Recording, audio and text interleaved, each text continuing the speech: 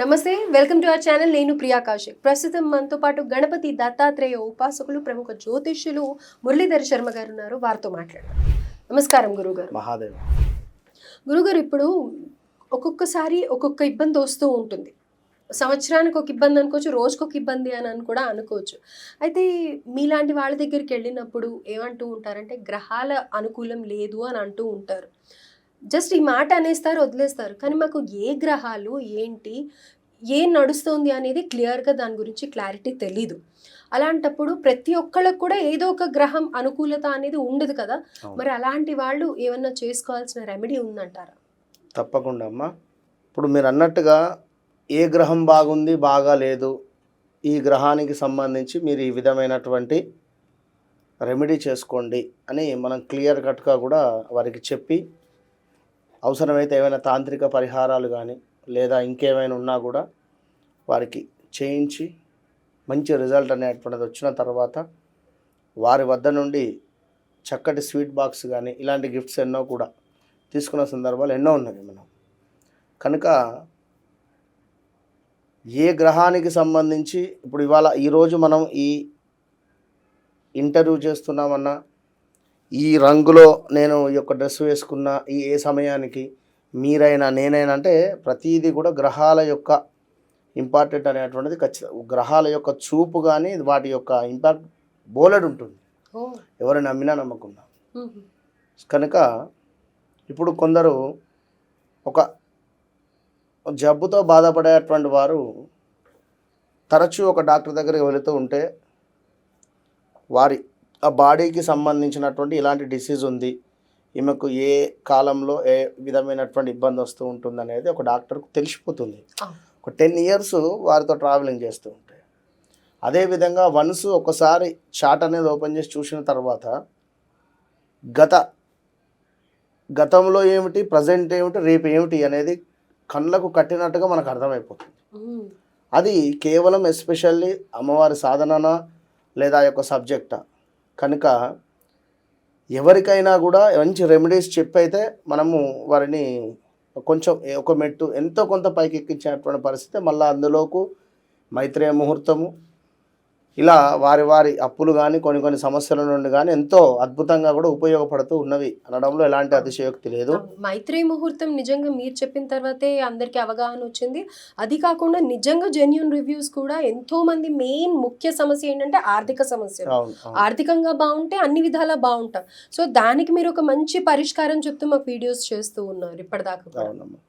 ఇక్కడ ఇప్పుడు ఈ వీడియోలో ఏమిటి అంటే అంతకు మించినటువంటి పరిహారము, కేవలము రూపాయి ఖర్చు లేనటువంటిది. మీరు ఇంట్లోనే ఒక 15 నిమిషాలు టైంను కేటాయించుకొని మీరు ఈ రెమెడీ చేసి మీరు వెళ్ళిపోండి.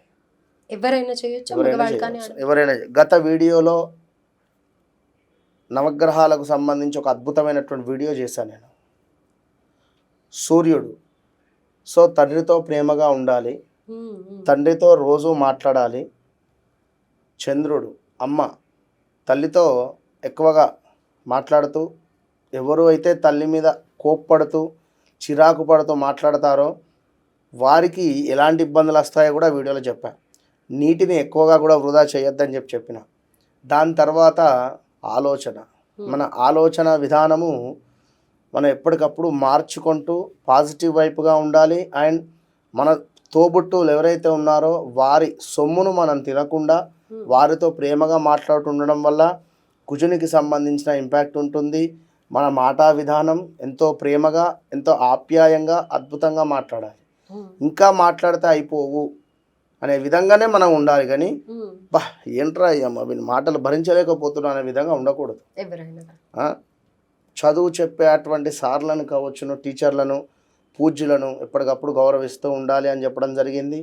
దీని తర్వాత ప్రతిరోజు బీ స్మైల్, నవ్వుతూ ఉండండి, శుక్రుడు యాక్టివేషన్ అవుతాడు. ఒకరి నవ్వుకు మనం కారణం కావాలి. అలా అని ఇక పిచ్చి నవ్వుడు కాదు, అంటే చెప్తున్నా బీ స్మైల్, మంచి మంచి మనసుతో ఉండండి అని చెప్పాను. ఇంకా దీని తర్వాత మరీ ముఖ్యంగా మనం పనిచేసే చోట మన కింద ఉండేటువంటి వారు కానీ, కార్ డ్రైవర్స్ కానీ, ఎవరైనా వంట మనుషులు కానీ, వారితో మనం ప్రేమగా ఉంటూ వారికి ఏమైనా గిఫ్ట్ ఇవ్వడం వల్ల వారి సంతోషానికి గురయ్యి శనైశ్వరుని యొక్క అనుగ్రహం కలుగుతుంది మనకు. ఇక కరెంటును ఎక్కువగా కూడా వృధా చేయకుండా ఉంటూ కొన్ని బ్యాడ్ హ్యాబిట్స్కు అడక్ట్ కాకుండా ఉండడం వల్ల రాహు యొక్క ఎనర్జీ అనేటువంటిది మనకు వస్తుంది. ఇక ఇప్పుడు ఇక్కడ మీరు నేను ఇద్దరం ఉన్నాం, లేని వాని గురించి మనం మాట్లాడకూడదు. సో మన వెనకాల కావచ్చును, మీరు ఎవరితోనైనా కూడా పలానా వ్యక్తి వేస్ట్ అని కానీ, పలానా వ్యక్తి గురించి అనేటువంటిది కానీ, ఇలా వెనకాల మాటలు మాట్లాడడం వల్ల కేతు యొక్క ఎనర్జీ మనకు డౌన్ఫాల్ అవుతుంది.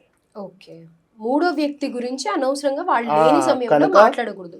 ఇలాంటివి ఇంట్లోనే మనం ఉన్నవి, మన ఇంట్లోనే ఇన్ని రెమెడీస్ చెప్పి ఉన్నా. సో ఇవాళ ఒక్కటే ఒక దీపారాధన, దీపం, కేవలం ఒక దీపం వెలిగించడం వల్ల, రోజు మీరు వెలిగించేటువంటి యొక్క దీపం వల్ల ఎంతటి ఎనర్జీ ఫామ్ అవుతుంది అంటే, దీపం ఏదో వెలిగించి వెళ్ళిపోకూడదు. దీపం వెలిగించి ఒక్క 10 నిమిషాలు ఆ దీపం ముందు కూర్చొని ఓం నమ శివాయ కానీ, ఓం నమో భగవతే వాసుదేవాయ కానీ, ఆంజనేయాయ నమః ఏది ఉంటుంది మీ మనసుకు ఏది నచ్చుతుంది ఒక 108 నిమిషాలు చదువుకొని, 3 అంటే మనకు ఉండేటువంటి యొక్క 3 కోట్ల మంది దేవతల అనుగ్రహం మనకు లభించింది అనేటువంటి విధంగా ఊహించుకోండి. ఓకే, మీరు ఎవరినైతే ఆంజనేయాయ నమః అనుకుంటున్నారో స్వామివారు అక్కడ కూర్చున్నట్టుగానే మీరు భావన చేసుకోండి. ఓం శ్రీ అయి నమః అంటే లక్ష్మీదేవత అక్కడ కూర్చున్నట్టుగా, దీపం మీద పెట్టిన దీపం కాదు, అక్కడ ఆంజనేయ స్వామికి మీరు రమ్మని అక్షింతలు వేశారు. మనకి ఇష్టం ఉన్న భగవంతుడే అక్కడ ఉన్నట్టుగా భావించాలి. సూర్య భగవానుడు అక్కడ ఉన్నాడు, విష్ణుమూర్తి దీపంలో ఉన్నాడు అనేటువంటి భావన చేస్తూ ఉండడం వల్ల అద్భుతమైనటువంటి రిజల్ట్ ఉంటుంది. అయితే ఇక్కడ ముఖ్యంగా ఏమిటి అంటే, ఇక్కడ దీపపు ప్రమిద, ఈ దీపం అని నేను ఎందుకు చెప్తున్నాను అంటే, మనకి ఇక్కడ దీపపు ప్రమిద ఏదైతే ఉందో అది సాక్షాత్తు సూర్య భగవానునితో సమానం. దీపపు ప్రమిద అనేటువంటిది మనకు సూర్య భగవానునితో సమానము. అదేవిధంగా నూనె ఏదైతే ఉందో అది చంద్రుని యొక్క అంశం. అందులో పోసేటువంటి మంచి మన నెయ్యి కావచ్చును, నువ్వుల నూనె కావచ్చును, ఏదైనా కూడా. అదేవిధంగా దీపం బత్తి ఏదైతే ఉందో అది బుధుని యొక్క అంశం. అదేవిధంగా వెలిగేటువంటి దీపము ఆ జ్వాల ఏదైతే ఉందో అది కుజుడు. ఆ జ్వాల నుండి వచ్చేటువంటి కాంతి ఏదైతే ఉందో గోల్డ్ రిలేటెడ్ అది గురువు. విన్నారా? అదేవిధంగా దీపం నుంచి వెలువడేటువంటి కిరణాలు ఏవైతే ఉన్నాయో అది శుక్రుడు. అదేవిధంగా దీపం వెలిగించడం వల్ల పొందేటువంటి మోక్షం ఏదైతే ఉందో కేతు అంటేనే మోక్షకారకుడు. సో దీపం వెలిగిస్తున్నాం, మనకు ఒక జ్ఞానం అనేటువంటిది లభిస్తుంది, మోక్షం. ఇక అన్నిటికంటే ముఖ్యంగా ఈ యొక్క దీపము కొండెక్కిన తర్వాత మాడినటువంటి ఆ యొక్క నలుపు ఏదైతే ఉందో శనైశ్వరుడు. నవగ్రహాలు ఇక్కడ కూడా 100% అనేటువంటి భావనతో చక్కగా మీరు ఆ దీపారాధన చేసి అద్భుతంగా మీరు ఎవరైతే అనుకుంటున్నారో ఈశ్వరుడు అక్కడ ఉన్నాడు. సో మీరు చేసినటువంటి మంచి చెడు ఆ దీపానికి చెప్పండి, నిన్న ఈ విధమైన చెడు జరిగింది, నేను ఈ విధమైన మంచి చేశాను, సో నేను ఈ విధంగా మంచిగా ఉండాలనుకుంటున్నా, కొంత జ్ఞానం అంతే ఇవ్వడం వల్ల ఖచ్చితంగా అద్భుతమైనటువంటి ఫలితం మీ సొంతం. రైట్. అయితే ఇప్పుడు మీరు చెప్పిన దాని ప్రకారం నవగ్రహాలలో ఏ గ్రహం అనుకూలంగా లేకపోయినా ఒక్క దీపంతో అన్ని గ్రహాలు యాక్టివేట్ చేయొచ్చు అని.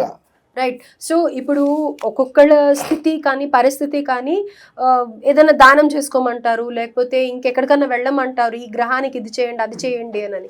అవన్నీ కాదు, ఫస్ట్ ఇంట్లో సింపుల్గా ఇది ఒకటి స్టార్ట్ చేస్తే చాలు అని అంటారు, అన్ని గ్రహాలు అనుకూలంగా ఉంటాయి. రైట్. అద్భుతమైన పరిష్కారం, అందుకే కదా ఇంట్లో దీపం పెట్టండి అని అంటూ ఉంటారు. అయితే ఇక్కడ ఒక సందేహం, దీపం మామూలుగా ఇంట్లో ఆడవాళ్ళు పెడుతూ ఉంటారు, లేదా పెద్దవాళ్ళు ఎవరైనా పెడుతూ ఉంటారు, లేకపోతే ఇంట్లో తండ్రి గారైనా పెడుతూ ఉంటారు. వాళ్ళు పెట్టారు కదా